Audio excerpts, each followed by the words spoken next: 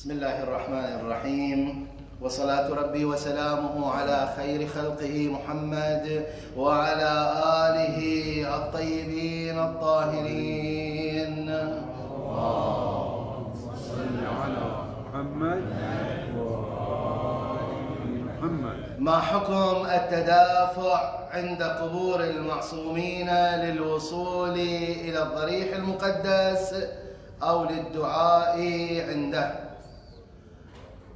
في الزيارات، وخصوصا الزيارات المليونية كزيارة عاشوراء وزيارة الأربعين عند الحسين أو زيارة الإمام الرضا صلوات الله وسلامه عليهم أجمعين للوصول إلى الضريح المقدس، يكون هناك شنو؟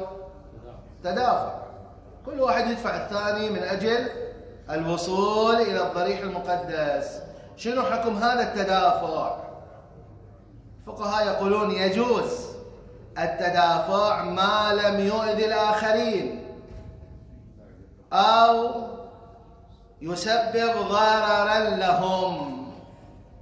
إذا ما في أذية وما في ضرر يجوز التدافع، يعني كل واحد يدافع، كل واحد يدفع الثاني. بعد كذلك إذا لم يكن هناك هتك للمعصوم عليه السلام. شنو الهتك؟ رفع الصوت بالصراخ، هذا إذا يدفعونه وهذا يدفع البعض، شو يسوي؟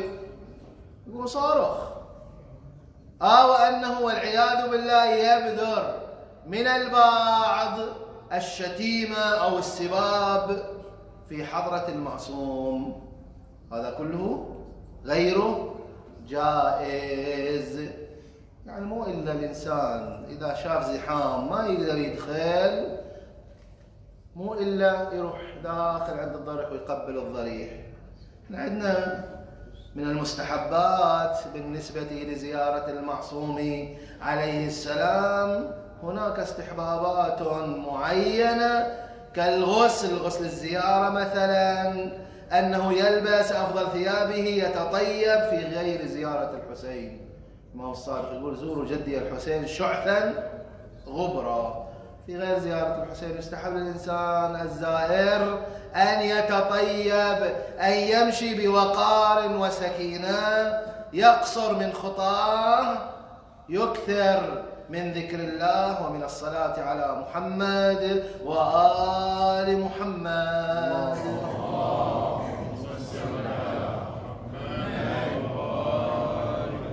أسأل الله سبحانه وتعالى يوفقنا وإياكم جميعا لزيارة المولى أبي عبد الله الحسين، آمين يا رب العالمين. ورحم الله من يقرأ المباركة الفاتحة قبلها الصلاة على محمد وآل محمد.